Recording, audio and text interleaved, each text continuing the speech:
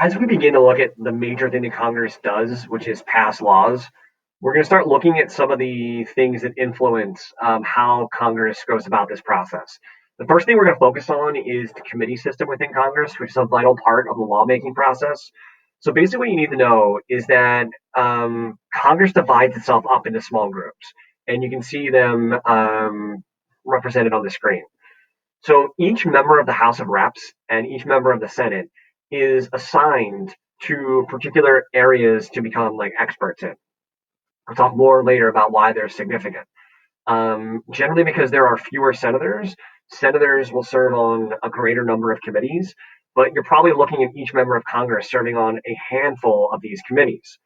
It's important to note that the majority party of each house has an advantage on these committees. So each of these committees is led by a chairperson. The chairperson is from the majority party. Whatever party has more, the Republicans or Democrats, leads each committee. Also, the makeup of each committee is beneficial to the majority party. So if there are more Democrats in the House of Reps, there'll be more Democrats on each of these committees. So the majority party has a major advantage in this system.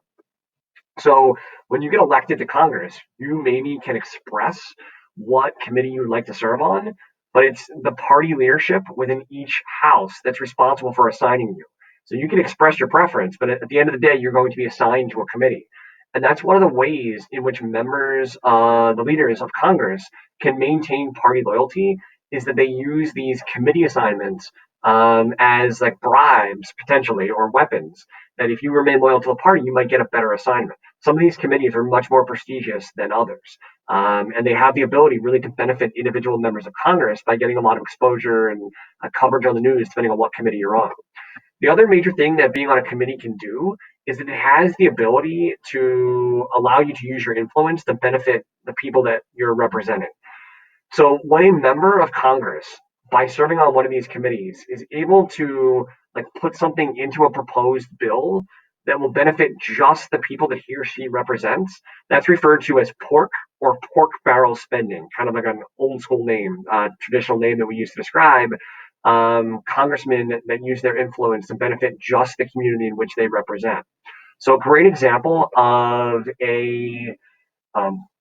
pork would be from a couple years back when you have a member of Congress, a representative from Ohio, that was successful in getting the United States government through his serving on a committee to purchase $436 million worth of new tanks. Oddly enough, the United States Army didn't want the tanks. They look at like tank warfare maybe as being outdated. It's not like a modern system of warfare, so they would have rather had that money spent in other areas. But by serving on a committee, this individual was able to use his influence to get this approved and passed. And interestingly enough, the tanks had been traditionally made in a factory in Lima, Ohio, which was the home district in which he represented. So he was able to use his influence by serving on a key military committee to essentially get $436 million worth of tanks made in a factory that obviously employs a lot of the people that live in one of the towns in which he represents. So this is an example of pork and how these committee assignments can benefit individual members of Congress and then the constituents that they represent.